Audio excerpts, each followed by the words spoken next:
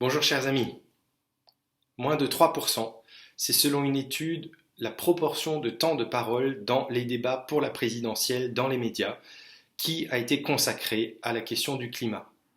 C'est la mauvaise nouvelle, il y a des sujets essentiels comme celui de la justice climatique, mais d'autres également, qui ne sont traités qu'à la marge, de façon bien souvent simpliste, qui ne fait pas honneur à l'enjeu et qui donne toute la place à des sujets nauséabonds, ce sont ceux que l'on sait.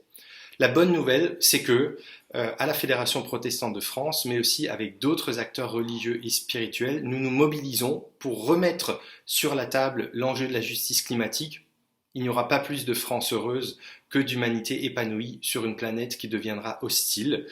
Et on se mobilise le 12 mars prochain dans les grandes marches climat de la société civile où nous appelons à constituer ce qu'on appelle des cortèges des convictions, c'est-à-dire des cortèges interreligieux et de convictions.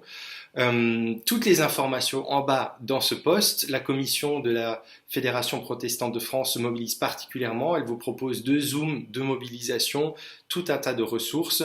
Et puis, ne manquez pas l'adresse de la FPF aux candidats dans laquelle une section écologie et justice climatique porte nos messages. On vous invite à vivre quelque chose de joyeux, à vous rassembler, à mettre les chorales dans la rue, à changer les paroles de cantiques, à faire des belles pancartes colorées, créatives, pourquoi pas même fun avec un petit peu d'humour, et à vous rassembler dans les marches, dans des cortèges avec d'autres, de manière œcuménique, interreligieuse et interconvictionnelle, pour dire, pour nous, cet enjeu-là, avec d'autres, est fondamental, et on ne se laissera pas voler cette campagne par des thèmes qui s'appuie sur la peur de l'autre et sur la technique du bouc émissaire.